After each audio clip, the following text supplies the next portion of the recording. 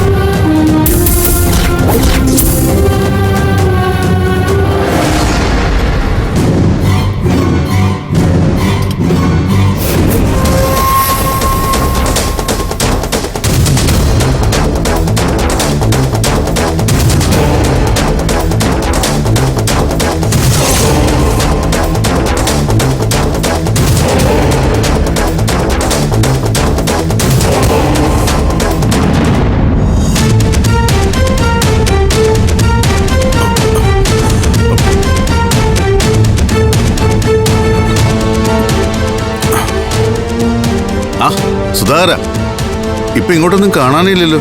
ഇവിടെ ഉണ്ടായിരുന്നില്ല. അല്ലെങ്കിൽ പഞ്ചരത്നത്തിലെ ഭക്ഷണം ആരെങ്കിലും ഒഴിവാക്കൂ. ഇത്തിരിയും വെള്ളം. ആ മോളെ, കുറച്ച് വെള്ളം കൊടുക്കും. മോളെ, ഇന്ന് കൃഷ്ണേട്ട ഇല്ലേ? ആ, പുറത്തെവിടെയോ പോയതാ. ഉടനെ വരും. ആ, എടുത്ത് കഴിക്കേ. ആ അതെ, നീ ചെന്ന് കൗണ്ടറിൽ ഇരിക്കുക. ഭക്ഷണമൊക്കെ ഞാൻ കൊടുത്തോളാം. ശരി, ഞാൻ വെള്ളം കൊടുത്തിട്ട് പോ. മതിയോ?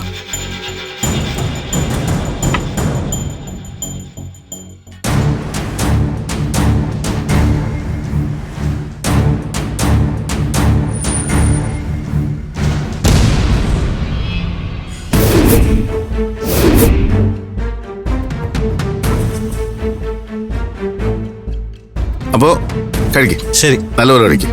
എടാ, ഇവിടെ കുറച്ച് വെള്ളം. ആ ഇതാ ഇപ്പൊ എടുത്തോണ്ടരാ. ആ അതെ, കുറച്ച് വെള്ളം കൊടുക്ക അവിടെ. ശരി.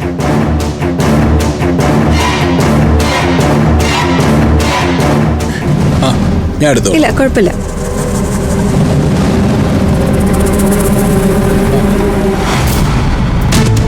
ഇനി എന്തെങ്കിലും വേണോ കഴിക്കാൻ? വേണ്ട ചേട്ടന്.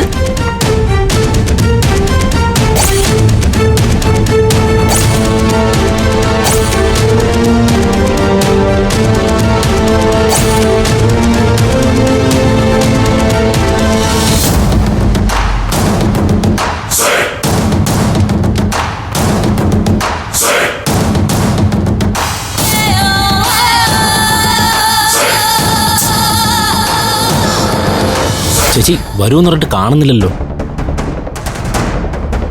എനിക്കാണീ കാര്യങ്ങൾ അറിയാഞ്ഞിട്ട് നിൽക്കാനും ഇരിക്കാനും പറ്റുന്നില്ല.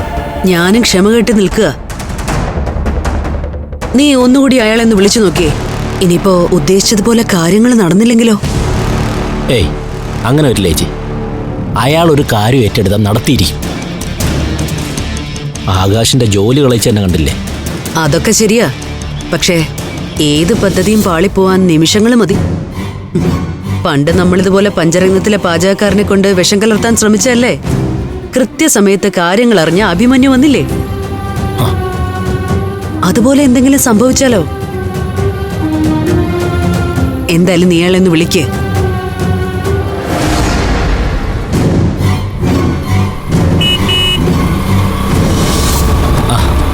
ദാ എത്തിയാണ്.